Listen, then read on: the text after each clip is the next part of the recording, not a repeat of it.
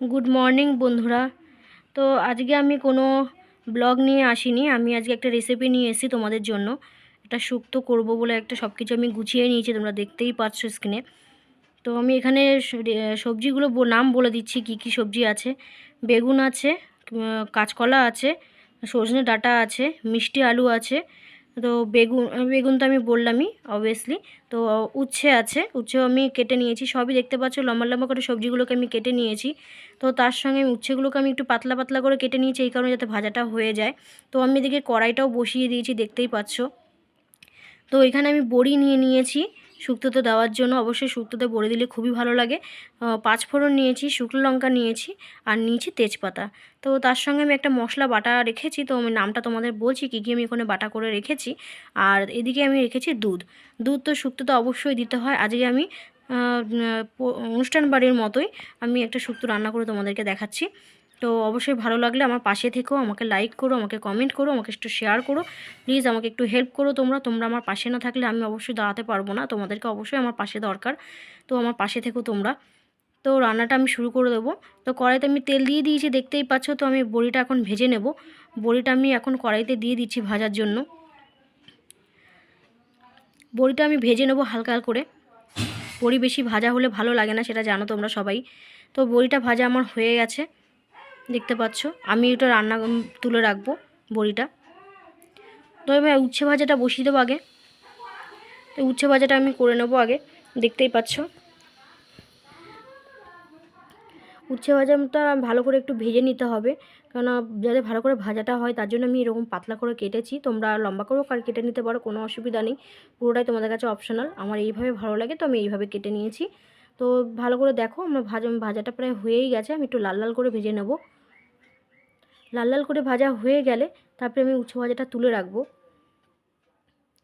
তো যে মশলাটার ব্যাপারে তোমাকে আমি বলেছিলাম যে পরে বলবো। তো এই মশলাটার মধ্যে আদা, মৌরি, আর হচ্ছে রাঁধুনি বাটা, তো এই তিনটে আমি বেটে নিয়েছি। আমি মিক্সিতে করে নিয়েছি। কেউ যদি মিক্সি না থাকে তো শিলেও বেটে নিতে পারো, কোনো অসুবিধা নেই। যার যার যেরকম থাকবে পরিস্থিতি সে সেরকমভাবে রান্না করবে। তো আমি এইভাবে বাটাটা করে নিয়েছি, দেখতেই পাচ্ছ। তো বাটাটা করে আমি এইভাবে রেখে দিয়েছি। তার সাথে কিন্তু ঘিও থাকছে, দেখতেই পাচ্ছ। ঘি তো লাস্টে না দিলে অবশ্য খুব ভালো লাগে না, শুক্তোতে একটু গন্ধ ভালো লাগে। তো উচ্ছে ভাজাটা এদিকে আমার হয়েও গেছে। উচ্ছে ভাজাটা আমি নামিয়ে দিচ্ছি, তোমরা দেখতেই পাচ্ছ। উচ্ছে ভাজাটা নামিয়ে দেবো। তো কড়াইতে আমি যেই তেলটা ছিল উচ্ছে ভাজা, সেই তেলটার মধ্যেই আমি বেগুন ভাজাটা বসিয়ে দেবো। বেগুনগুলো আমি এক এক করে দিয়ে দিচ্ছি, দেখতেই পাচ্ছ। বেগুনটাকেও একটু ভালো করে আমি ভেজে নেব, যার জন্য বেগুনটাও যাতে উচ্ছের মতো একটু ভালো ভাজা হয়, তাহলে শুক্তোতে ভালো লাগবে।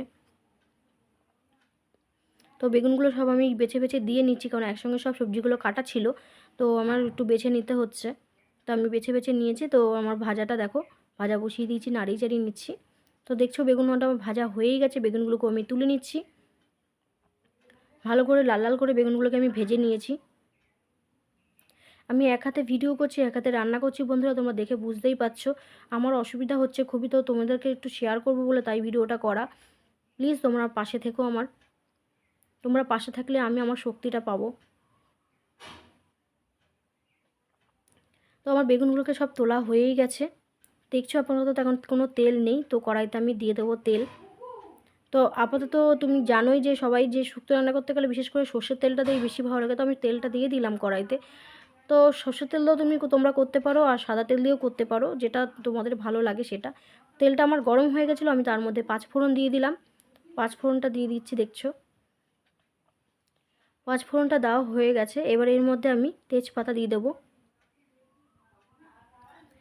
তেজপাতা দেওয়া হয়ে গেলে তো আমি একটা শুকনো লঙ্কা ওটাকে ফাটিয়ে দিয়ে দেবো। শুকনো লঙ্কাটা দিয়ে দিয়েছি, একটু নাড়িয়ে চাড়িয়ে নেব, দেখতে পাচ্ছ।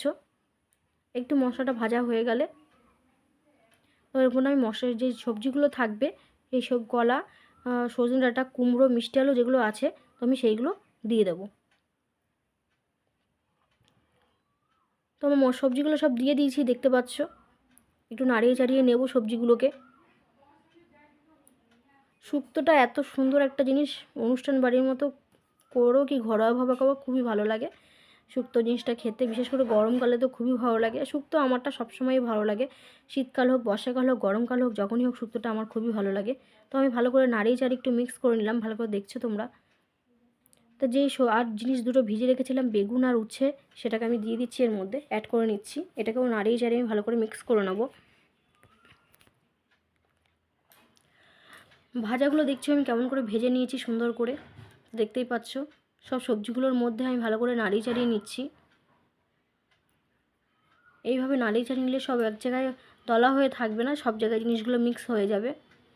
ভালো করে নাড়িয়ে চাড়িয়ে নেবে। দেখতেই পাচ্ছ আমার ভাজাগুলো কীরকম হয়েছে। তো এবার আমি মশলাটা দিয়ে দেবো, যে মশলাটা আমি করে রেখেছিলাম তোমাদেরকে বললাম আগেই, আদা, মৌরি, আর রাঁধুনি, যে 3টে মশলা আমি বেটে রেখেছিলাম। তো ওই মশলাগুলো আমি 3 চামচ এখানে দিয়ে দিলাম। সে তোমাদের মতো তোমরা বুঝে দেবে কতটা কি সবজি, কতটা তোমাদের রান্না করবে, সেই হিসেবে তোমরা সেই কোয়ান্টিটি বুঝে তোমরা দেবে। তো আমার যতটা সবজি আমার ততটা আমি মশলাটা দিলাম। তো এটাকে মশলাটা ভালো করে আমি নাড়িয়ে চাড়িয়ে এগুলোর মধ্যে ভালো করে মাখিয়ে নেব, ভালো করে মিক্স করে নেব।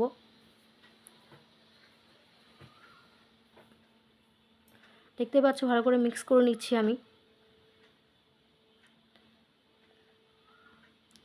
ভালো করে মিক্স করা হয়ে গেলে আমি সামান্য পরিমাণে একটু জল আমি এর মধ্যে অ্যাড করে দেবো। তার আগে আমি বড়িটা দিয়ে দেবো। বড়িটা দিয়ে দিলাম এই কারণে, কারণ বড়িটা শক্ত শক্ত থাকবে, তো এর জন্য আমি বড়িটা আগে দিয়ে দিলাম। বড়িটা দিয়ে দিলে যখন জলটা দেবো তখন যে ফুটবে, তা বড়িটা একটু নরম হয়ে যাবে।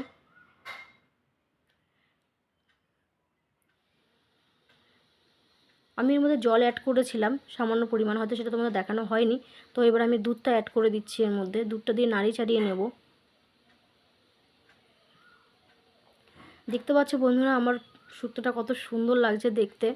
তোমরাও বাড়িতে এইভাবে তৈরি করো, খুবই ভালো লাগবে, খুবই সুস্বাদু হবে, আর অনুষ্ঠান বাড়ির মতনই হবে। একবার ট্রাই করো তোমরা, দেখো অবশ্যই তোমাদের ভালো লাগবে। কত সুন্দর ফুটছে তোমরা দেখতেই পাচ্ছ, আর কালারটা একদম সাদাই আছে। আমি এর মধ্যে হলুদটা ব্যবহার করিনি, কেন আমার সাদাটাই বেশি ভালো লাগে। হলুদ দিলে হলুদের যে হলুদ কালারটা চলে আসবে, তো শুক্তোতে সেটা ভালো লাগে না, সেটা তোমরা অবশ্যই জানো। এবার আমি ঘিটার মধ্যে দিয়ে দিচ্ছি নামানোর আগে। দেখতে পাচ্ছ কত সুন্দর লাগছে দেখতে, তোমাদের বুঝতেই পারছো হয়তো শুক্তোটা কত সুন্দর হয়েছে, খুবই সুন্দর হয়েছিল খেতে।